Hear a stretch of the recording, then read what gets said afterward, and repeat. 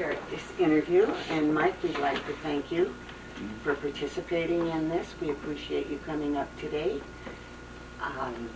Let's just kind of start at the beginning and tell us when you were born and where. And I was born in Omaha, Nebraska in 1921 and went to high school there.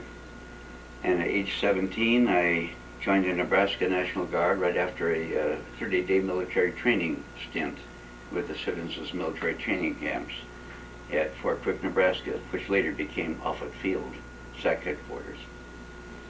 And on my 18th birthday in February of '39, I joined the regular Army. I got tired of selling newspapers after school, so in those days, depression was still, you know. Now, anything else about that era? no, so okay, you were in the ROTC. CMTC. It's called, oh, now, Citizens Military Training Camps. Citizens Military Training Camps, yeah, Camp. CMTC, yeah.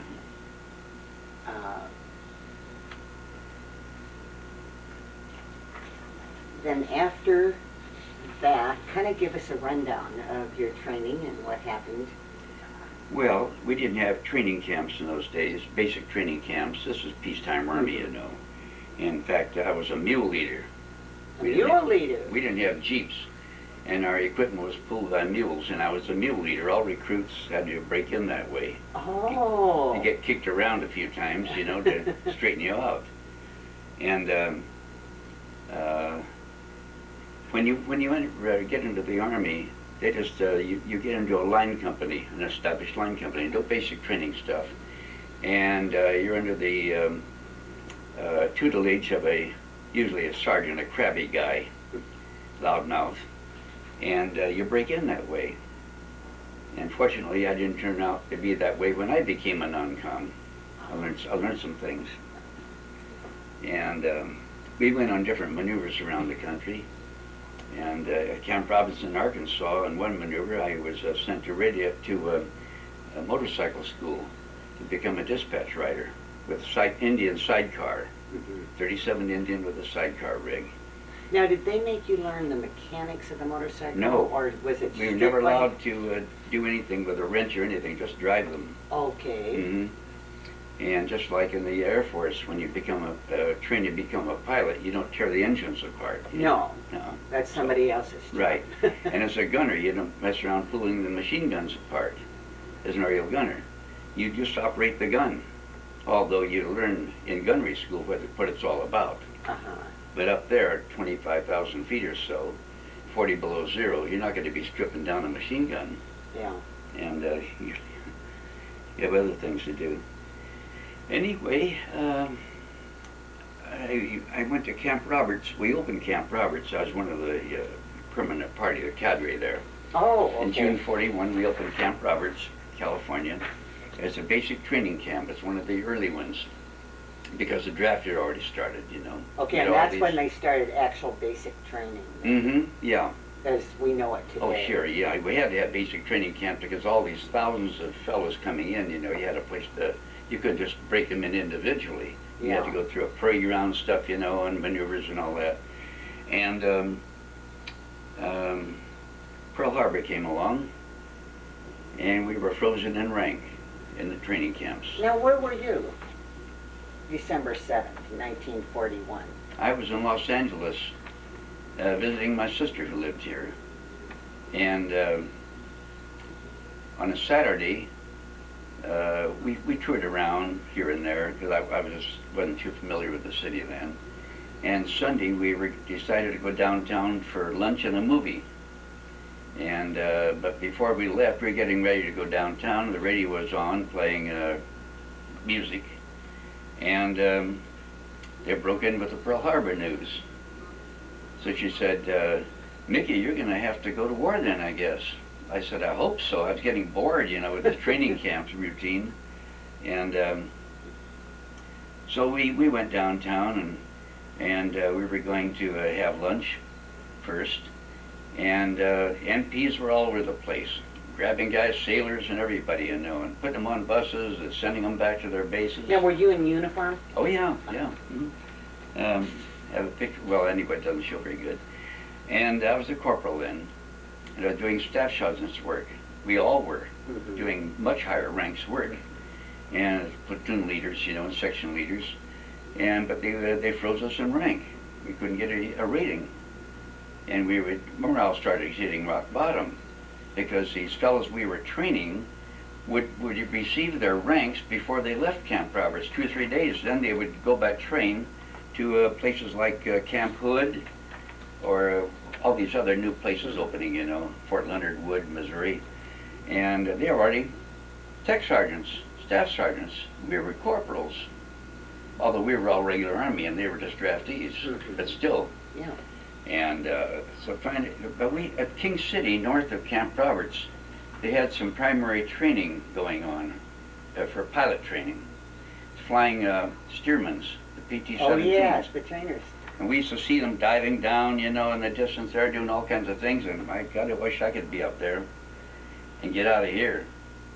And we were getting fed up with teaching obsolete military tactics and the water-cooled machine guns, when we were very aware of the German army sweeping across Europe with superior equipment. Oh yes.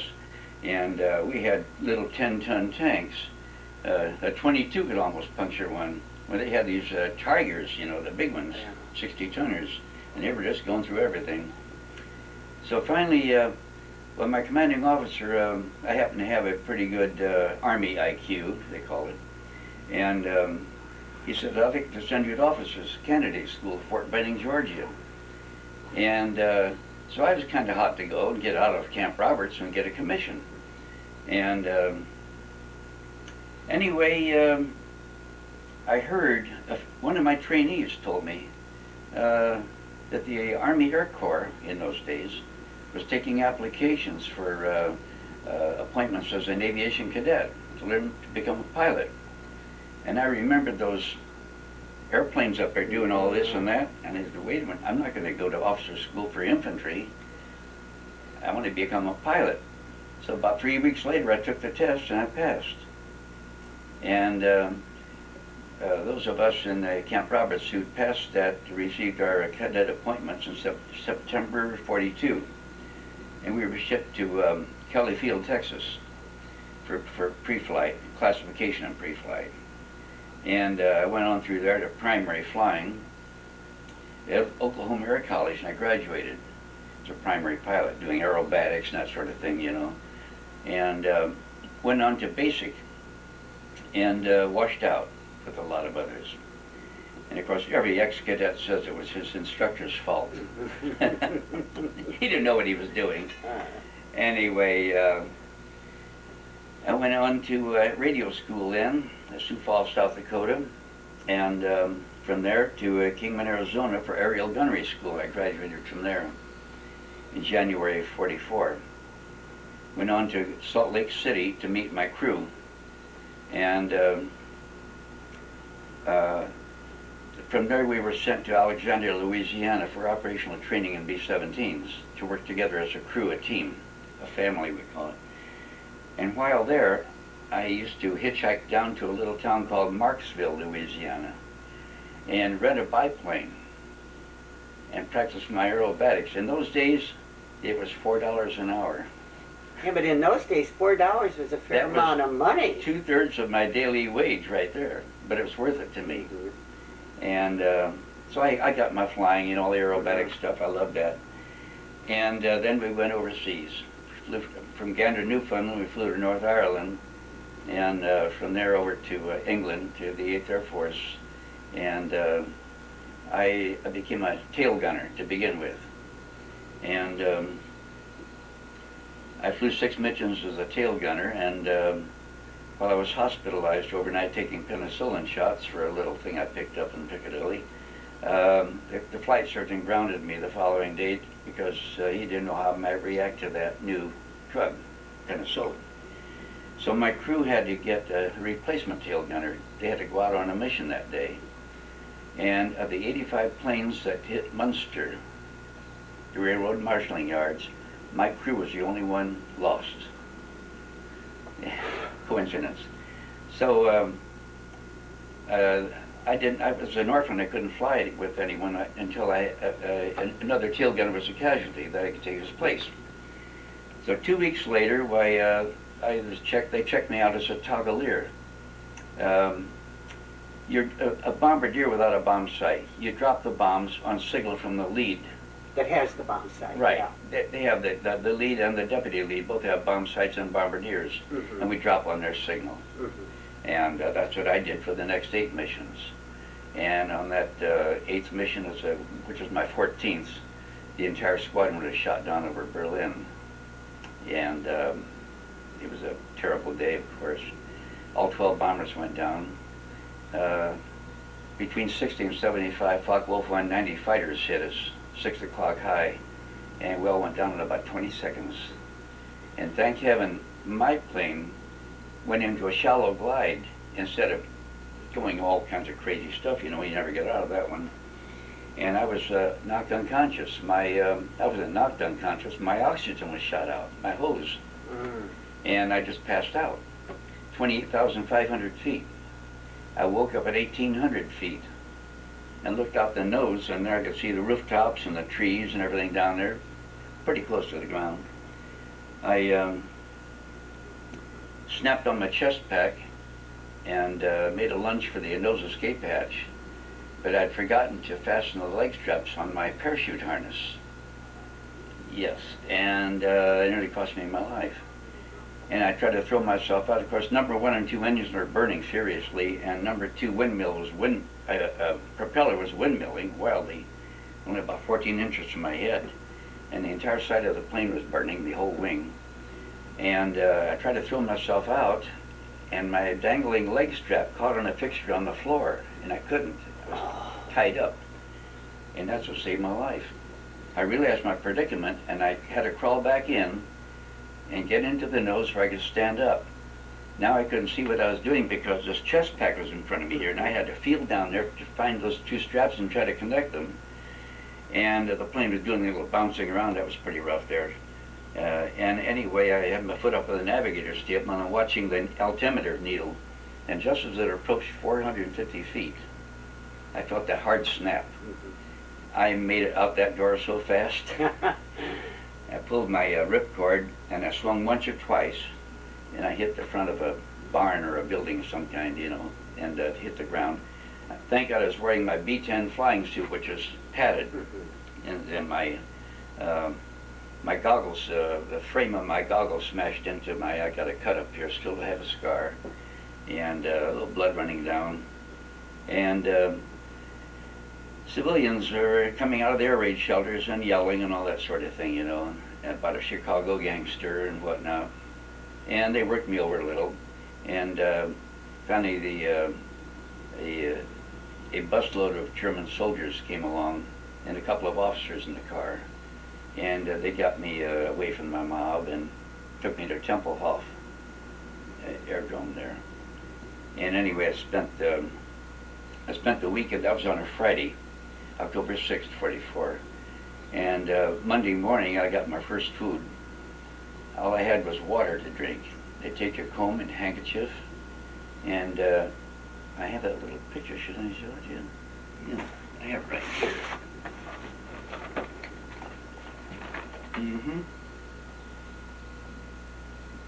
And that was your... And I couldn't wash my face, and I had dried blood in the side of my neck, and I just lived on water for 2.5 days. And they weaken you that way, and you're not very spunky anymore. Anyway, then I was sent down to Oberwurstel near Frankfurt. Oberwurstel is the Luftwaffe interrogation center for airmen. And I spent a couple of days there down in a hole. And there was just a cell with all stone, medieval looking stuff. And there was a bench attached to the wall with chains. The bench was only about maybe 16 inches wide and 5 feet long. And it was situated so that you couldn't sit on it or lie down on it. You'd slide off because it was on a tilt. Oh. Cute people, And you sit there with one foot bracing it so you won't slide off. You're better off just sitting on the floor. We're trying to lie down on the floor, but the floor was all wet, damp. And anyway, horror story. From there I was taken by prison train with the others to my first prison camp. Now, did you connect with any of your crew members then? Or? No. And we were all strangers. Well, I knew they were all from my outfit, you know. And I did see my flight engineer, I believe was but we didn't get to talk. I just saw him walk by. Yeah. You know. Anyway, in that raid, ironically, the target that day was a BMW aircraft engine factory, which supplied the power plants for the Focke-Wulf 190 fighters, which shot us down. Twist. And 33 were killed in the air, many more wounded. Of those were able to bail out. 21 more were beaten to death by civilians with sledgehammers and shovels. So it was a pretty bad day. Anyway, I got to Poland, Stalag 4, and it was very crowded already with Royal Air Force and American. And two of us, a bunch of us had to be pushed over onto the, pushed in on the Royal Air Force side of the compound, D lager. There was A, B, C, and D lager, or compound, they call them lagers. And two of us Americans went into one room with some of these Royal Air Force fellows who'd been prisoners for 2, 3, 4 years already. And I was there a short time, and the barracks leader asked me to, if I would, and me and Lyle, the other American, if we would care to get into radio duty, volunteer. I said, well, sure, you know, something to do, to help relieve the boredom. And next thing you know, we were copying BBC and Moscow News every night at 9:30 by margarine lamp, 1 candle power margarine lamp, and because the lights went out at 9. Can you explain a little bit what these receivers were like that gave you the information? Yes, well, I have a picture of one here. This is an X-ray picture. An X-ray picture of the radio receiver built by Motorola, and they were embedded in game boards such as cribbage. That's why I never saw the radio. None of us did. And one of the fellows would operate the radio in another room and then come into us, and we would copy on the backs of Red Cross cigarette package wrappers. And we would distribute it to the other prisoners the next morning.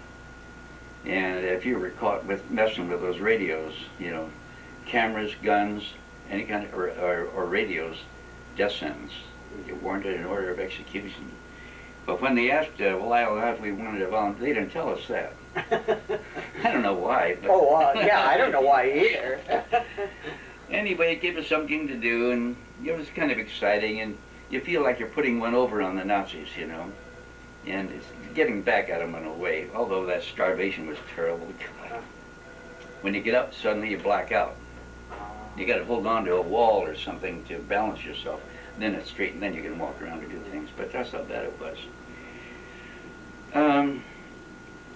We made use of one of the guards to distribute the war news to another logger across the road. You couldn't throw things over the fences. They'd open up on you. And this fellow was, his name was Keller.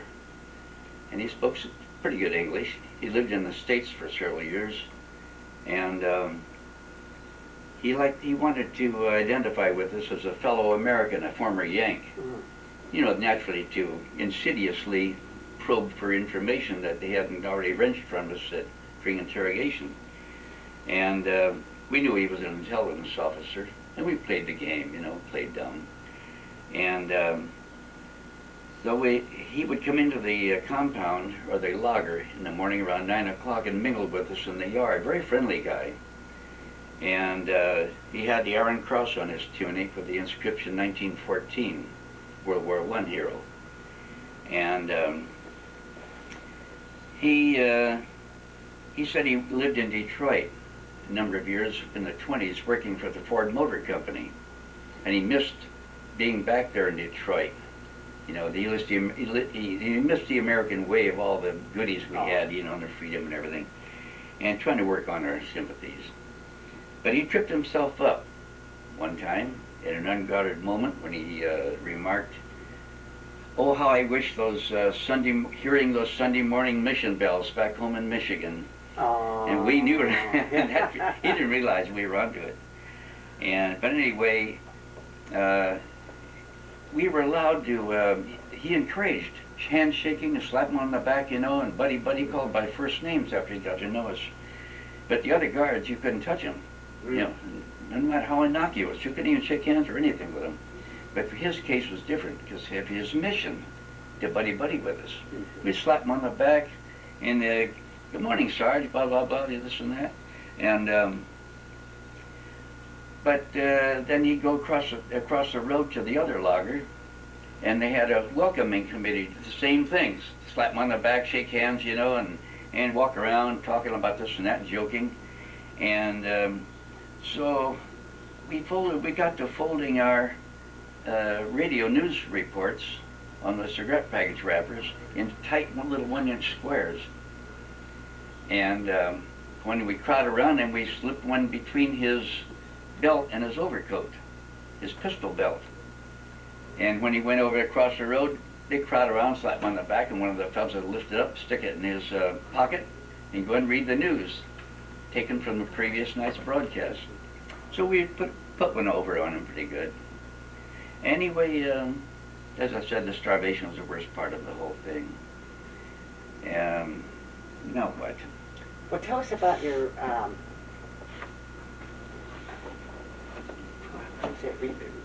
when the Russians came in? Yeah. Yeah, okay. They evacuated a bunch of us, 1,500 of us, by boxcar from Stalag Luft 4, because the Russians were approaching. We could hear the artillery at night, 20 some miles away. And 1,500 of us were taken on boxcars. There were 27 cars in the train and 56 men to a car. You know how small those European boxcars are? We were on top of each other. They gave us rations for 2 days.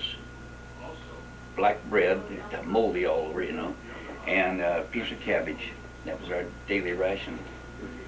And it was supposed to take 2 days to get to Stalag Luft 1 on the Baltic at Barth, Germany. And just a 2-day trip by train. It took 8 days, and it was 2 days ration for 8 days. You can't imagine. If it hadn't been wintertime, we'd have died of thirst. When they opened the door finally, we jumped down in the snow. We were so weak, and we grabbed snow and shoved it in our faces and our mouths and everything, and made snowballs and tucked them into our jackets. And they pushed us back in the cars after a 10-minute break, and finally we arrived at Barth, Stalag Luft 1. Barth was a small town on the Baltic, and medieval type thing. And they told us that there was hot carrot soup waiting when we got to camp. We had to walk about 4 miles maybe, to camp. We got there, there was nothing waiting for us. You can imagine how we felt, but what can you do? You have to keep moving. So anyway, about 3.5 months later, we knew didn't have the radio anymore. That was at Luft 4. But the Americans, the Royal Air Force at Luft 1 already were well established, much better than we were, because it was the oldest camp for airmen. And they had bribed guards, this and that and whatnot. And May 1st, 11:30 at night, we heard a noise outside. We could no lights or anything. Yeah. So we opened our blackout shutters, just a crack. And we could see the guards stripping the gun towers, some machine guns, searchlights, and telephones, and going like crazy, hurrying. And everything's quiet, except we hear them shuffling around a lot of stuff. So we didn't make any noise. We knew they were evacuating.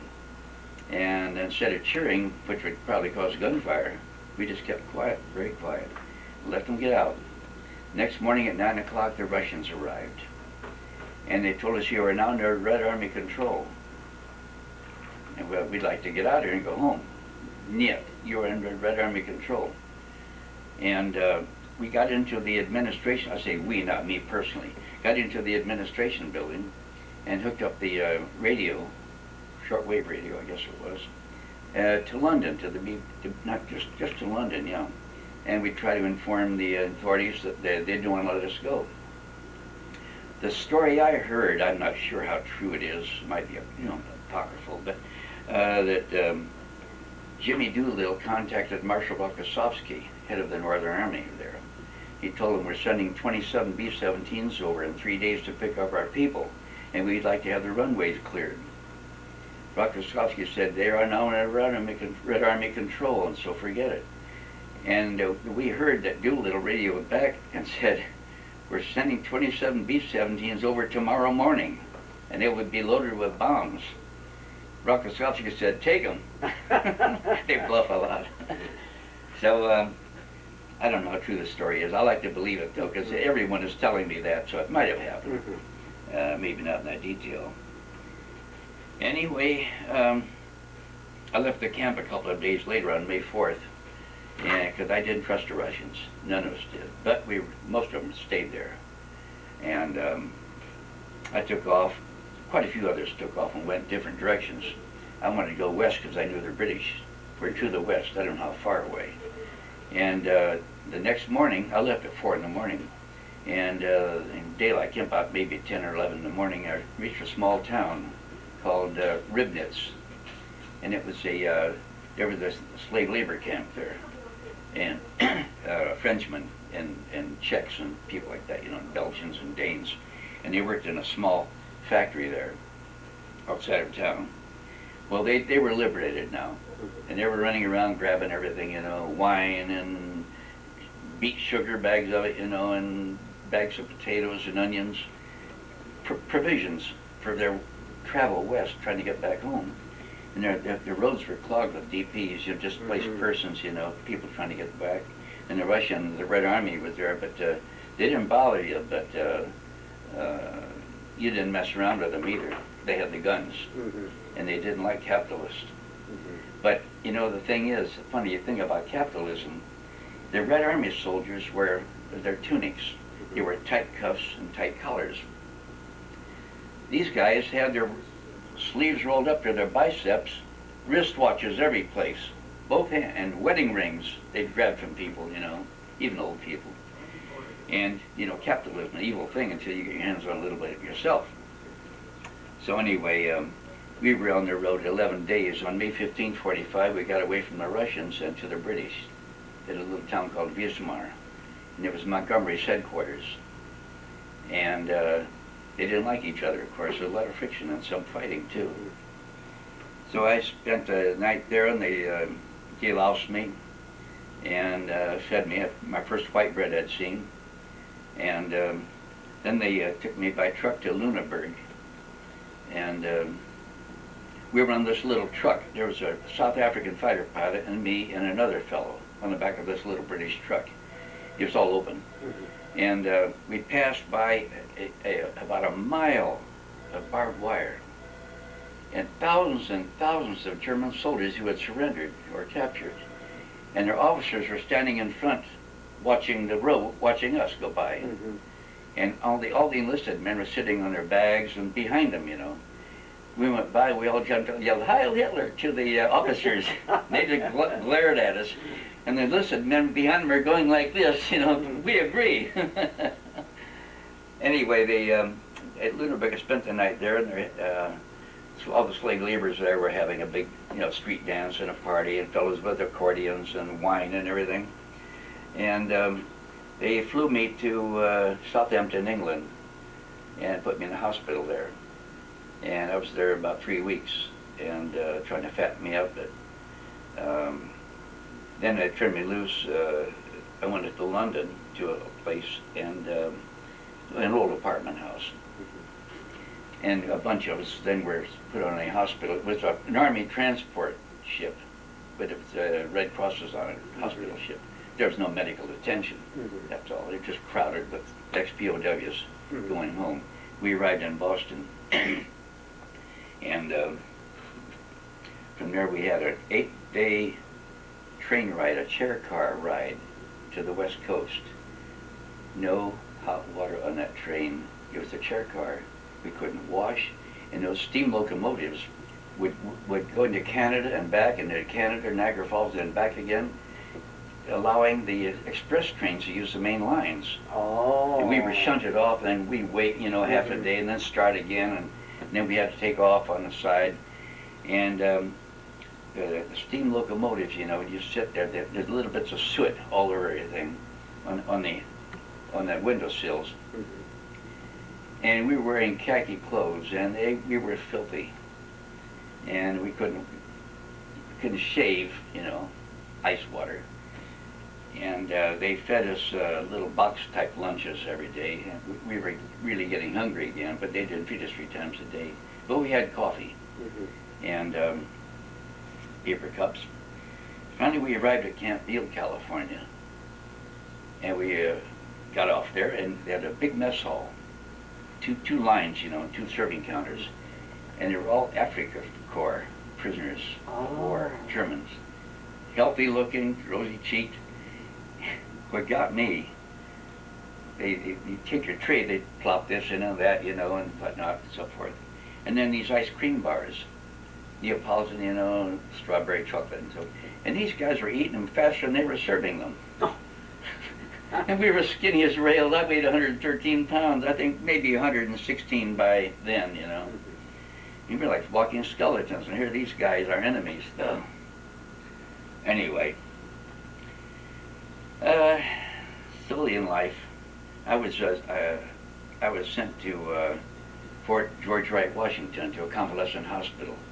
And I was there about 3 or 4 weeks, and then given a discharge, honorable discharge, October 25th, 45. And before we get off this subject, why don't you explain what this is?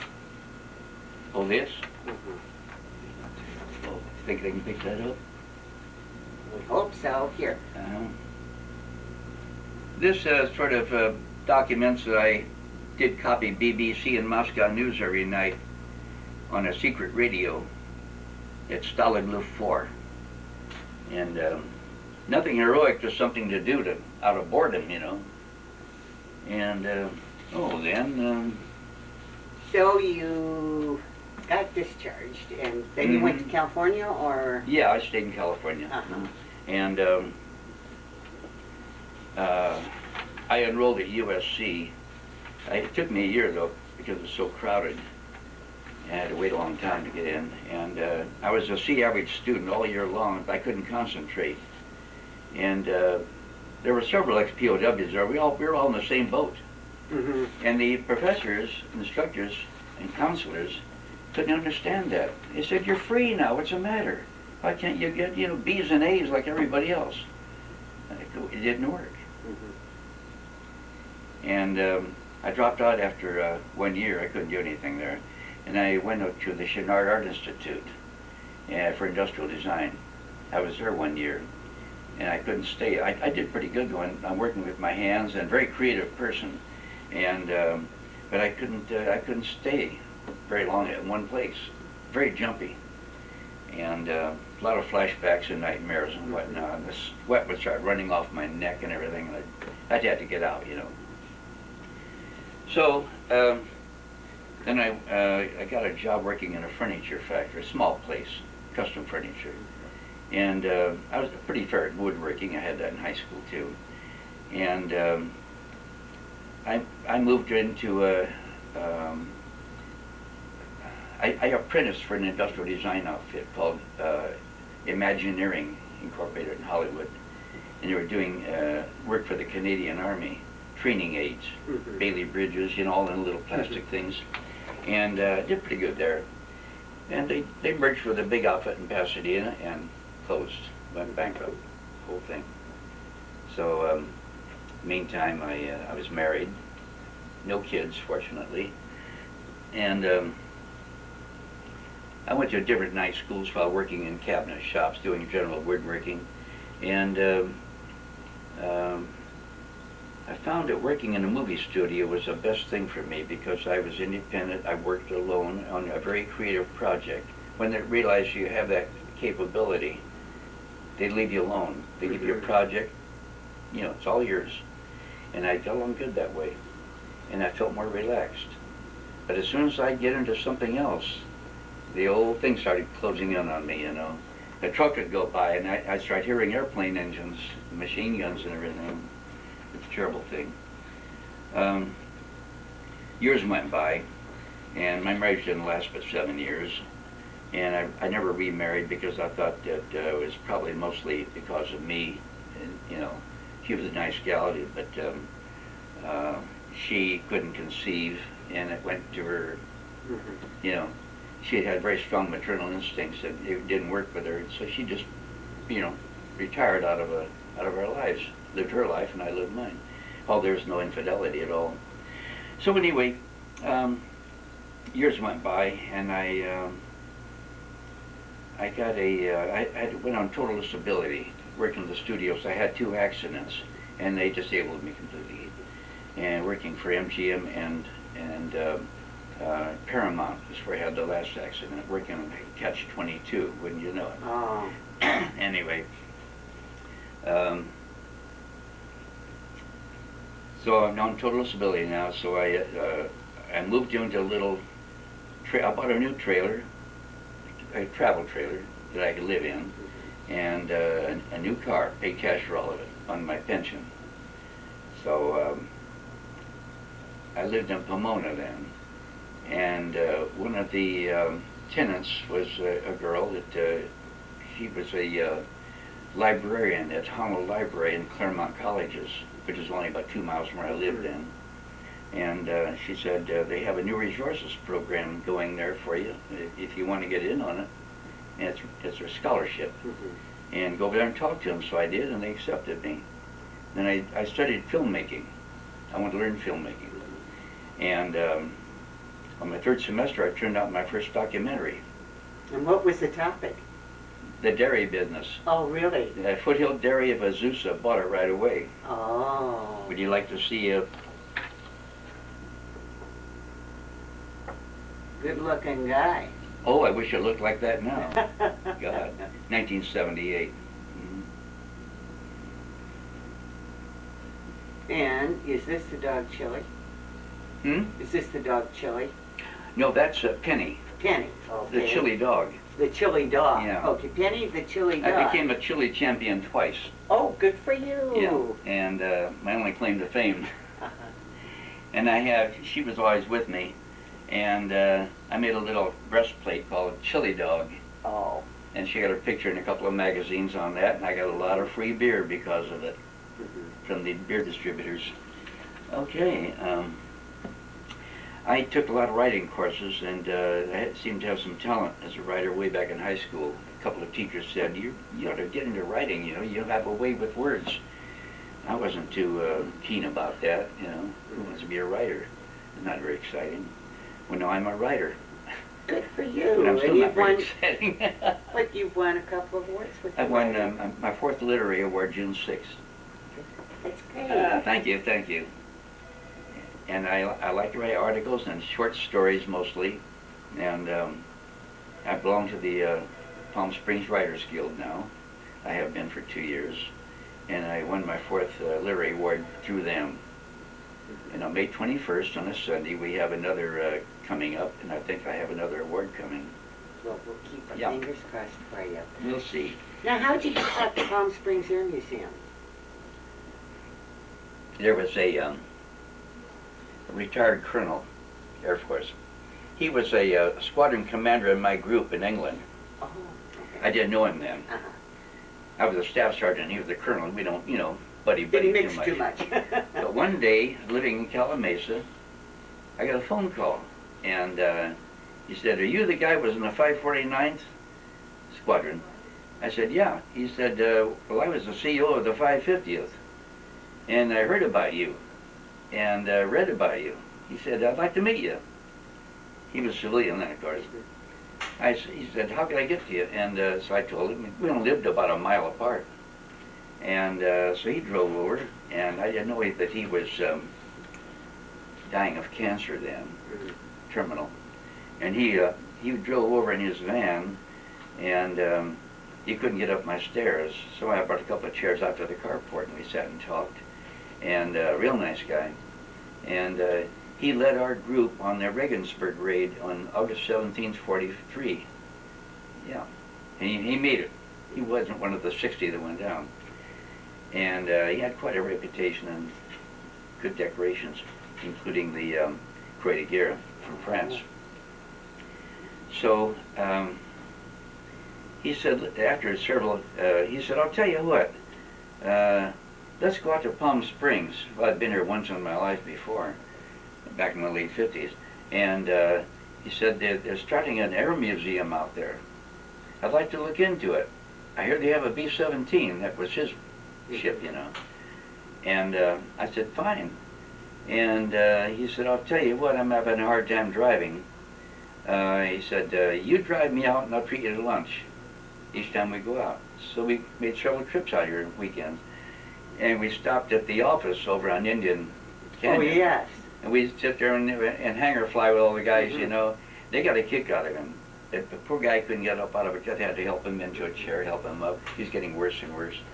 And finally, they opened this, the museum itself, and I joined, but he had died in the meantime. So that's been about 2 years or so ago.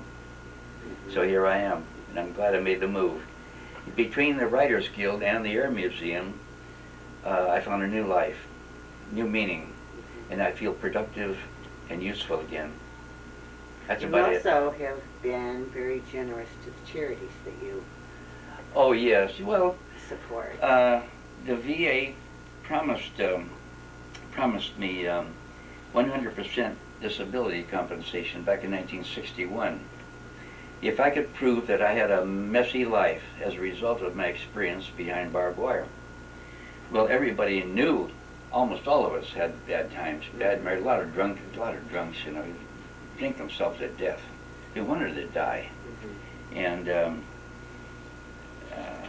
it was promised to us every time our POW coordinator at the VA hospital in Loma Linda would apply on my behalf, it'd be rejected. We have no record of you ever having been treated for this or treated for hypothermia, blah, blah, you know, and frozen feet.